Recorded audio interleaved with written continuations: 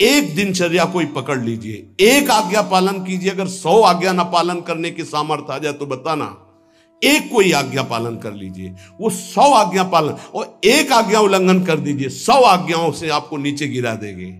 एक दिनचर्या पालन कर लीजिए, आप अपने मन को आज्ञा पर लगा दीजिए, एक दिनचर्या पालन कर लीजिए। कौन सी दिनचर्या ऐसी कठिन है जो आप पालन नहीं कर सकते? मैंने एक यूरोप का आदमी था, वो बहुत अमीर था।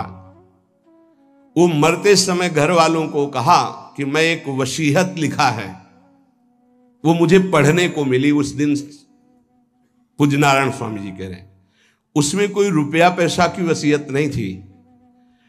उसने एक बहुत मोटे अक्षरों में शब्द पूरा खाली, पूरी डायरी खाली, केवल एक शब्द, और कहा मैं ये वसीयत आप लोगों को लिखकर, time is money in the world. सही शब्द है कि गलत है?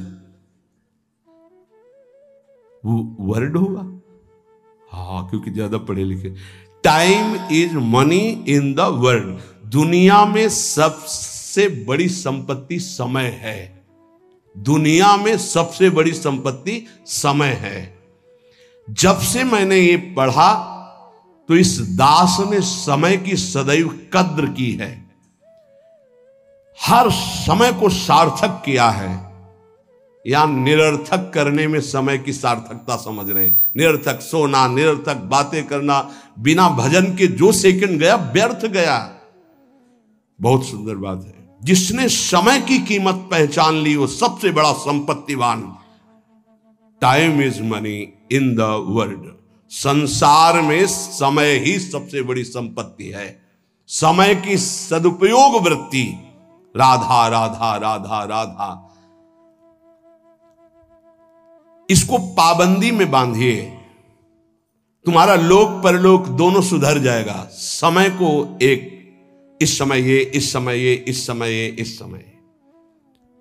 परसों जब इसी का सत्संग हुआ था तो ये हुआ था कि यदि आपने किसी को 5 बजे का समय दिया तो 5 मिनट पहले पहुंच जाइए। यह साधक का लक्षण होता है। अगर 3:30 बजे से वाणी पाठ होता है तो आपको यहां 3 सवा 3 बजे ही उपस्थित हो जाना चाहिए। आप सर्वांतर्यामी भगवान के द्वारा दिया हुआ दिव्य मानव देह और दिव्य सत्संग और इसको दिव्य बनाने का अवसर खो मत। नहीं, ये सोने के लिए नहीं, ये व्यर्थ के लिए नहीं, ये मुंह दिखी करने के लिए नहीं है, ये अंता से पालन करने के लिए है। जब से मैंने ये शब्द पढ़ा था time is money in the world, तो अपने जीवन में कभी 1 मिनट भी व्यर्थ नहीं खोने दिया। 1 मिनट भी।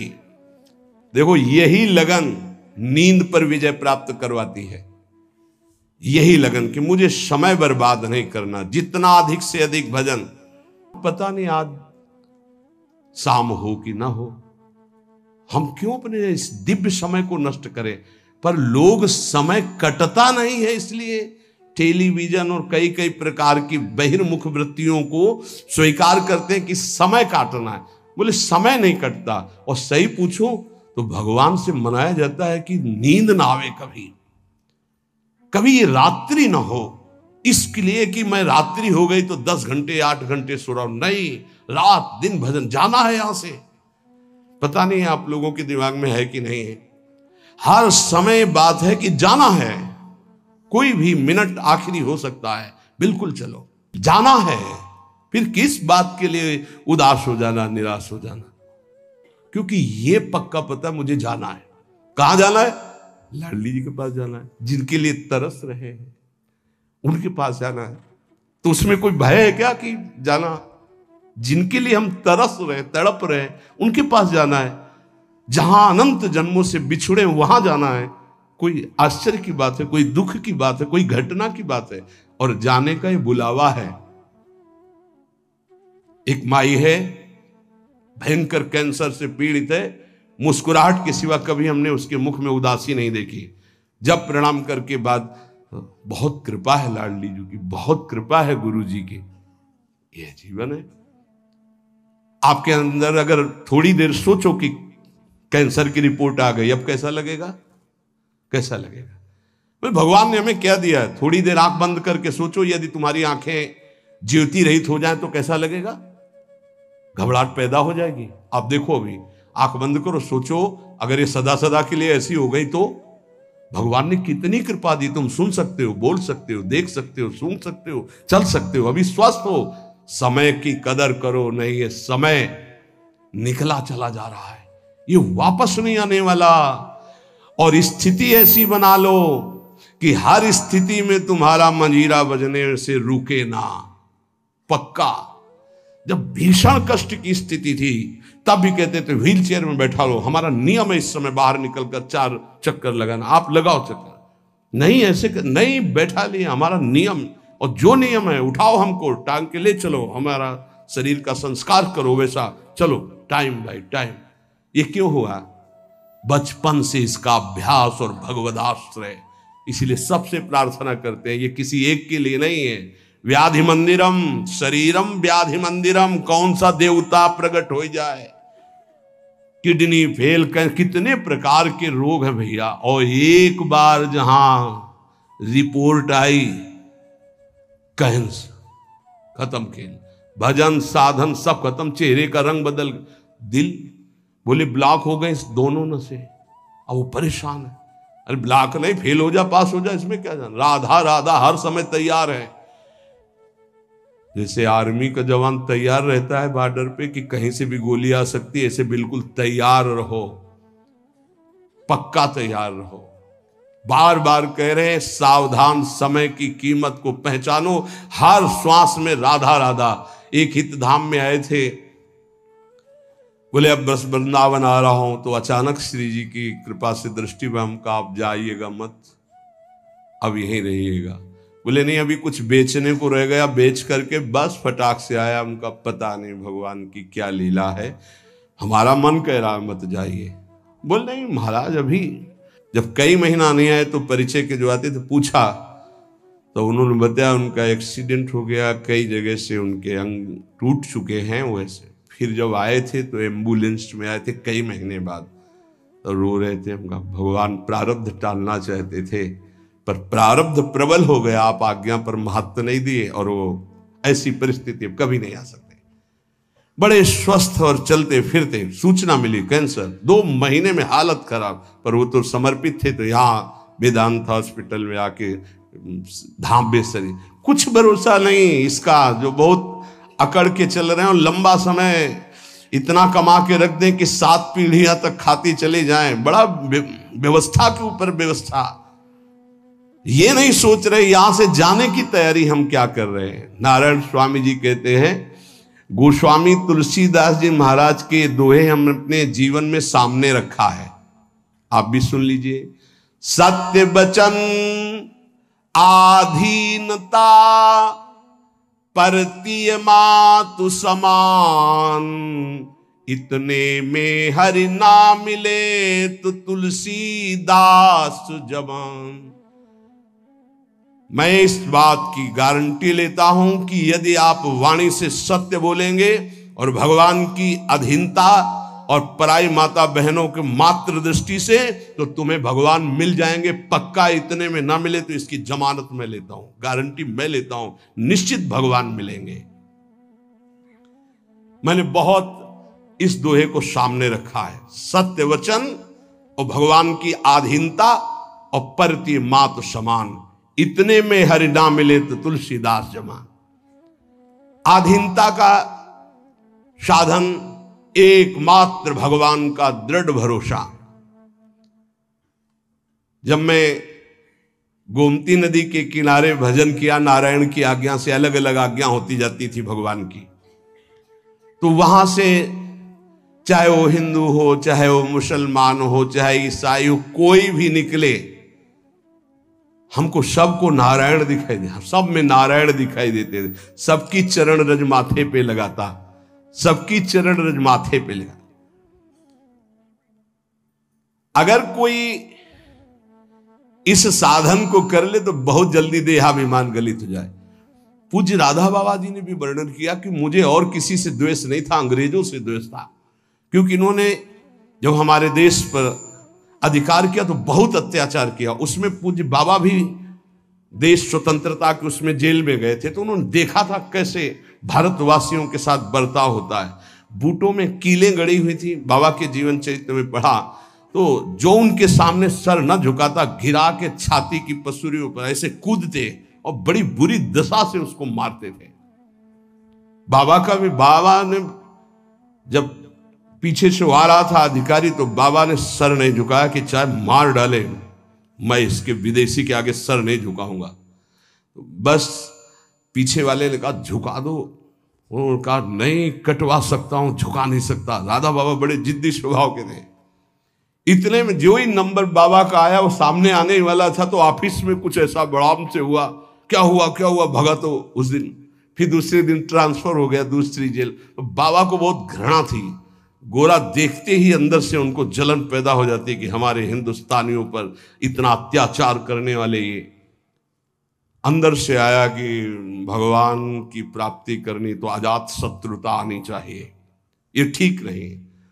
तो गंगा के किनारे घाट पे बैठ जाते और जब कोई जैसे अंग्रेज निकलता तो चरण धूलि माथे पे लगाते, वो कोई पैसा चढ़ा देता तो छोड़ के चल देते। तो एक दिन जब भगवान ने देखा कि अंग्रेजों के प्रति घृणा खत्म हो गई तो एक अंग्रेज आया और बाबा की जो भद्र करवाई हुई सर थूक दिया होगा। तो उनका गोरे ठाकुर अब नहीं, अब ईर्ष्या आपसे या द्वेष आपसे या घृणा नफरत नहीं हो सकती, आप ही हो। बस अंदर से वृत्ति गायब हो गई और हुआ काम हो गया, अब मुझे इसकी जरूरत नहीं। तो यहां एक कह रहे कि दास ये कहता है कि यदि सबके प्रति, देखो महापुरुषों के वचन है, यहां अगर परम पद में आरूढ़ होना है, भगवत प्राप्ति करनी है तो सर्वान वस्तुतया निरीक्ष परम स्वाराध्य बुद्धिर्मम। बहुत कठिन बात है। नारायण नारायण। एक बार दास से कोई बिगड़ा तो दास ने सर झुका दिया और कहा पादुका उतारो और इस पर प्रहार करो। फिर भी हे नाथ आपसे द्वेष नहीं हो सकता। कैसे कोई इन महापुरुषों को समझे। पैर का जूता निकालो और सिर को खूब पीटो, ये सिर भी आपका है, नाथ आप ही हो। ये स्थिति है, ये स्थिति है, नाथ आप ही हो। आज तक परिस्त्री को आंख उठाकर कभी काम भाव से नहीं देखा। क्या महापुरुषों ने करुणा करी कि अपनी स्थिति बताई। जब कभी मन ने साधन काल में आकर्षण किया तो हमने ऑपरेशन करके दिखाया मन को कि क्या है। चमड़े से ढका हुआ शरीर, मांस हड्डियां, मूत्र द्वार, मल भरा हुआ उदर में, फौरन मन भागा और नारायण की शरण में गया। ये क्यों लिख रहे हैं? साधकों के लिए। कभी कोई पाप कर्म, नारायण तब अज पाजा। आपसे प्रार्थना है जब आपका मन ऐसे करे तो ऑपरेशन करके मन को दिखाए कि कुछ नहीं है, व्यर्थ में क्यों समय नष्ट करोगे, क्यों हृदय मलिन करोगे। जो नियम तुम स्वयं स्वीकार किए हो या गुरुदेव ने दिए हो उसे कभी भी किसी भी स्थिति में नहीं छोड़ना चाहिए। चाहे सुखद परिस्थिति हो चाहे दुखद परिस्थिति हो, आप उपस्थित हैं उस समय। चाहे वो भजन का हो, चाहे वो सेवा का हो, चाहे वो व्यवहार का हो, आप ध्यान दीजिए आपको परमार्थिक बहुत लाभ होगा यदि आप ऐसा करेंगे। भगवान की जो इच्छा है उसमें तुम राजी होना सीख जाओ। ये बात हमने एक, जैसे यूरोप की उससे ऐसे हमने एक, अब हमको तो ज्यादा अंग्रेजी आती नहीं, let the will of God be done, DONE है डन। हाँ भाई हम तो ज्यादा पढ़े कि जो भगवान की इच्छा है उसमें अपनी इच्छा को मिला दो। मैंने ये सूत्र अपनी डायरी पे लिखा। हमारे यहाँ चतुराशी जी में, ये तो अंग्रेजी से लिखा, हिंदी से, जोई जोई प्यारो करे सोई मोहि भावे। ये सूत्र है, अगर इसको स्वीकार कर लिए, समस्त चिंताओं से मैं मुक्त हो गया इस सूत्र से। भगवान की जो इच्छा है उसमें अपनी इच्छा मिला दो। लेकिन इतना भजन होना चाहिए कि ये पता चले कि भगवान की इच्छा है कि मेरी इच्छा है। इसमें समझना ही तो सब भगवान की इच्छा मान के फिर कहेंगे कि भगवान की इच्छा के बिना पत्ता नहीं हिलता है, तो जितना पापाचरण वो सब भगवान की इच्छा से हो। नहीं, ऐसा नहीं। इसीलिए विवेक की आवश्यकता है, मन के संकल्प को और भगवत इच्छा को देखना। कैसे जानेंगे भगवान की इच्छा है और कैसे जानेंगे मन की इच्छा है? जो इंद्रियों की विलासता का संकल्प बना करके कार्य किया जाता है वो मन की इच्छा होती है, और जो बिना संकल्प के अकस्मात, वो भगवान की इच्छा। जैसे हम जा रहे हैं, किसी को जरा सा धक्का लग गया, उसने पीट दिया हमको, ये मेरा कोई संकल्प नहीं था, या अचानक कोई ऐसी घटना घट गई, सामने वाले को दुख पहुंच गया, मेरा संकल्प नहीं था, या किसी भी तरह की कोई, वो भागवतिक होता है विधान। हम उसमें अपनी इच्छा, मन के संकल्प के द्वारा जो इंद्रिय जनित, वासना जनित, वो भगवान की इच्छा नहीं होती। पर इतना अंतर्मुख साधक हो तभी तो पहचान पाएगा। सारी चिंताओं से मैं मुक्त हो गया जिस दिन ये सूत्र पढ़ा। अर्थ उसका है कि भगवान की जो इच्छा है उसमें अपनी इच्छा को मिला दिया। जोई जोई प्यारो करे सोई मुहि भावे। इस दास ने देखा कि जब अपनी इच्छा भगवान की इच्छा में मिला दिया तो चराचर जगत से हमें कृपा प्राप्त होने लगी। जा पर कृपा राम की हुई, ता पर कृपा करे सब कोई। अपनी इच्छा ही भगवत कृपा में बाधक है। अगर अपनी इच्छा भगवत कृपा में मिला दे तो चराचर जगत से भगवान कृपा करने लगेंगे। योग वासिष्ठ में इस दास ने एक सूत्र पढ़ा, पुरुषार्थ ही परम दैव है। दैव, दैवी शक्ति।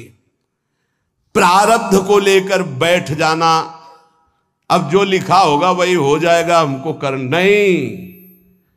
जब दास ने योग वासिष्ठ में ये सूत्र पढ़ा कि पुरुषार्थ ही परम दैव शक्ति है, तो इस दास ने इसका अनुभव करने के लिए प्रयासशील, पुरुषार्थ ही सब कुछ है। रात दिन एक करके भजन करो, देखो सब पर विजय प्राप्त हो जाएगी। कभी कभी प्रारब्ध बाधा पहुंचाने की चेष्टा करता है, पर प्रबल पुरुषार्थ प्रारब्ध को रौन देता है। प्रबल पुरुषार्थ, पुरुषार्थ जो साधन भजन मिला है इसमें प्रयत्नशील। यहां कह रहे हैं कि भगवान की कृपा प्राप्त करने के लिए पुरुषार्थ, प्रबल पुरुषार्थ,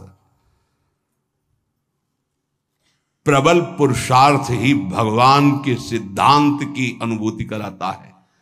प्रबल पुरुषार्थ ही प्रारब्ध के सिद्धांत की धज्जियां उड़ा देता विधान की। पुरुषार्थ में बड़ा बल है, बड़ा बल है।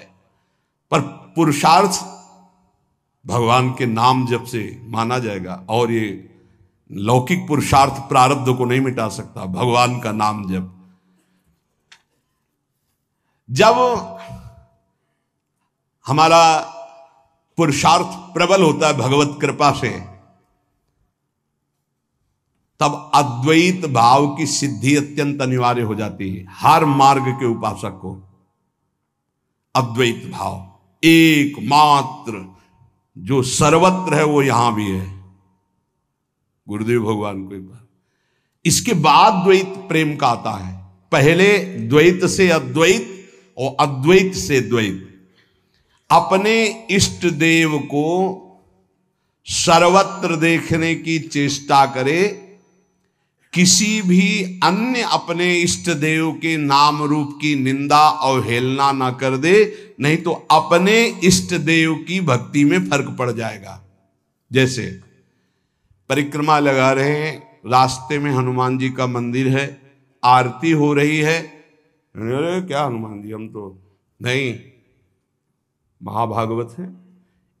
आधा मिनट रुके, हाथ जोड़े खड़े हैं, आरती के दर्शन कर रहे हैं, राधा वल्लभ लाल आप इस रूप में हो, जय हो श्री राधा वल्लभ लाल की जय, आगे बढ़ दिए।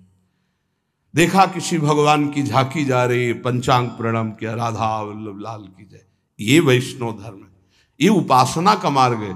ये नहीं कि अवहेलना करना, ऐसा नहीं है। हाँ, हम दर्शन करने नहीं गए, सामने से गुजर रहे थे, किसी को भी। ये अपने स्वामी नारायण की कृपा से जाना, इस मर्यादा को सदैव उपासक सुरक्षित रखे। कोई भी भगवान की सवारी जा रहे, कोई भी भक्त जा रहे, सबकी चरण धूल में नमस्कार।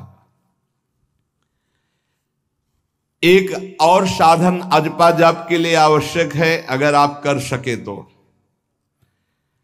अमावस्या और पूर्णिमा के दिन